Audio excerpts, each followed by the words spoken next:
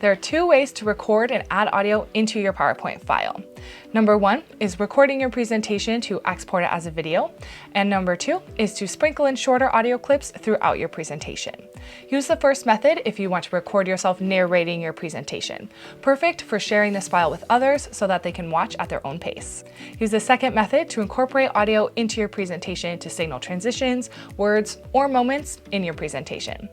Let me walk you through both ways of recording audio directly within PowerPoint. Before we start, check the settings on your computer to ensure PowerPoint has permission to record and has a microphone enabled.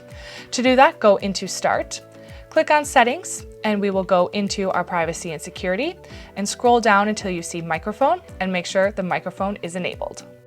Method number one is recording audio on every single slide in your presentation at once. In your open PowerPoint file, we're going to click in the Slideshow tab, and in the Record option, click the drop-down menu to choose to start from your current slide or from the beginning. Once that's selected, your recorder window will open up and we can check out the settings here before we begin. So you can choose the correct microphone and the correct camera if you want that on, and then you can choose to turn on or off your camera here at the bottom. You'll see that you can view your speaker notes, or you can use these annotation tools at the bottom to be included in your recording. When you're ready to begin recording, you can click the record button up here. It'll give you a 3-second countdown, and then you can begin speaking. So this presentation is on famous landmarks around the world. Our first famous landmark is the Eiffel Tower in France. So you guys can see that you can pause your recording at any time and then just click the recording again to continue. And while you're recording, you can use the arrow keys here on the side to seamlessly move throughout your presentation. When everything is said and done, you can click the stop key and then replay to review your audio that you've done this far. Our first famous landmark is the Eiffel Tower in France. If you want to redo any of your recordings, with this X here, you can clear from just the current slide or from the whole entire presentation. You'll also notice down here that there is a running timer and a second timer. So this one is for the whole entire presentation, and this first time is the time on the current slide. That way you guys can take note of the length of your presentation.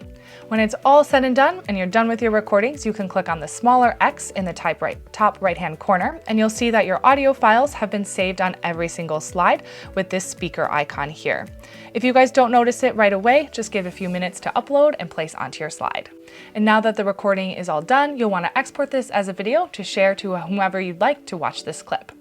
So in your file, click Export, and we are going to want to create a video using those recorded timings and narrations.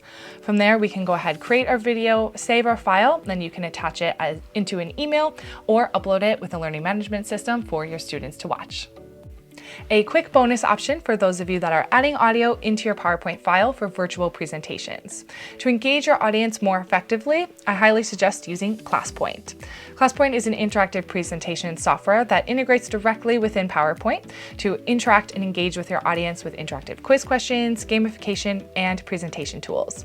To combine ClassPoint with your recording, I would suggest just using the presentation tools.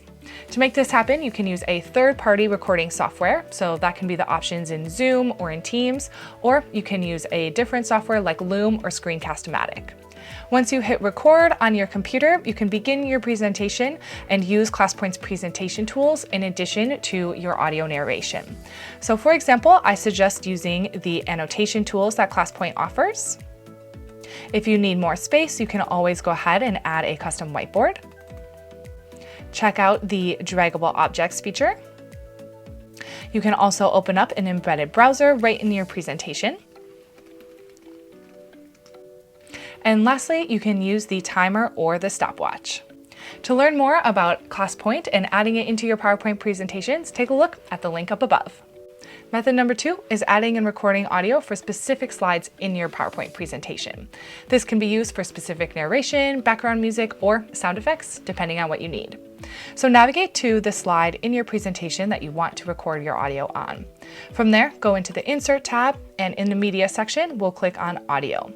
If you already have an audio file that you want to add into your PowerPoint presentation, stick around because I'll go over that next. But for now, we're going to add an audio by recording it. From here, go ahead and give this sound a name. That way, if you want to use it again later, it's easily findable. Then when you're ready to record, you can click on the Record button. This is the Colosseum in Rome. You can click stop when you're done. You can play back the audio. This is a Colosseum in Rome.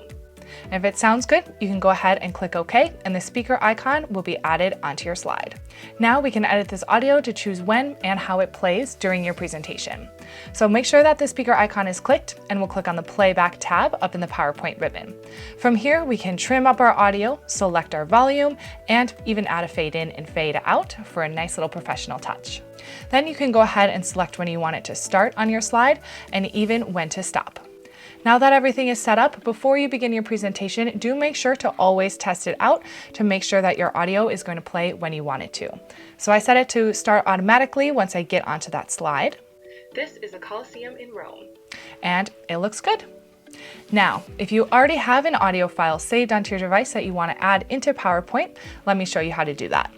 We'll navigate to the slide that we want to add our sound to, and in the same way, we'll go into the Insert tab, click on Media, and this time we'll click on Audio on my PC instead of Record. So you can find it on your desktop, click Insert, and we'll add that speaker icon onto your slide.